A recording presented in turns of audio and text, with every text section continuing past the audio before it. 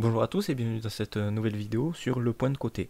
Alors avant de commencer, déjà je tenais à vous remercier, on est déjà 500 sur la chaîne et le chiffre il augmente petit à petit. Donc merci à vous et à tout le soutien que vous m'apportez chaque jour. Et donc avant de commencer, si le contenu de ma chaîne vous plaît, n'hésitez pas à vous abonner, à mettre un petit pouce bleu et à laisser un commentaire. Donc le point de côté. Alors le point de côté, on a tous déjà été confrontés à ce problème, à cette problématique quand on fait du sport. On a tous été confrontés au moins une fois à avoir le point de côté. Quand on court, quand on fait un effort physique, d'avoir cette pointe, cette douleur, cette sensation de coup de couteau qu'on ressent parfois au ventre, sous les côtes, en bas du ventre ou sur les côtés au niveau des reins. Donc on va expliquer à quoi c'est dû pour comprendre comment le point de côté fonctionne, pour pouvoir mieux expliquer comment l'éviter et comment récupérer d'un point de côté. Alors le point de côté, c'est un sujet qui, comme je l'ai dit, il a touché toutes les personnes qui ont déjà fait du sport au moins une fois dans leur vie, mais pourtant, malgré que ce soit un sujet général connu de tous, il n'y a pas beaucoup de consensus, il n'y a pas beaucoup de recherches scientifiques sur le sujet. Comme on va le voir plus tard, on n'a pas beaucoup de résultats concrets et d'explications sur réellement comment ça marche et surtout comment récupérer et comment l'éviter. Allez, on va pas s'attarder plus longtemps, on va rentrer directement dans le cœur du sujet,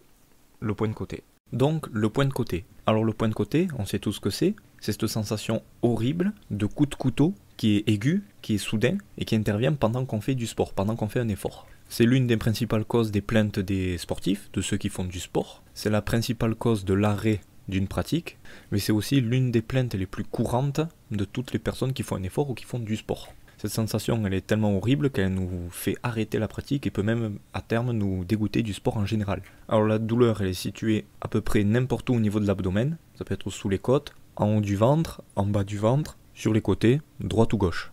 Alors maintenant, le plus intéressant, quelle est la cause du point de côté? Alors la cause exacte, elle n'est pas connue à 100%, mais les nouvelles études apporte l'hypothèse la plus plausible qui est l'irritation du péritoine pariétal. Ce qui veut dire que le point de côté est dû à l'irritation du péritoine pariétal. Alors le péritoine pariétal, qu'est-ce que c'est? Alors c'est une membrane qui tapisse entièrement les parois de la cavité abdominale et donc les organes. Donc c'est l'irritation de cette couche qui englobe tout l'abdomen qui est responsable de notre douleur aiguë, cette sensation de coup de couteau lors d'un effort.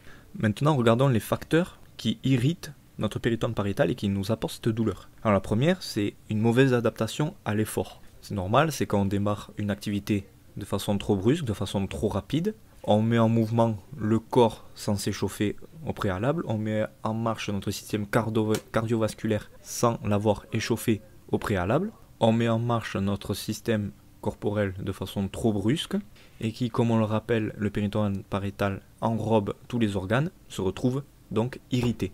Le deuxième facteur, c'est la fatigue. Alors avec la fatigue, on respire de façon anormale, c'est-à-dire différente de notre façon de respirer au repos, ce qui amène nos muscles de la paroi abdominale, c'est-à-dire les abdominaux et le diaphragme, qui est le muscle qui permet la respiration, à fonctionner de manière différente, à se fatiguer, et finalement à mal fonctionner sur une autre de leurs fonctions, qui était aussi de soutenir les organes.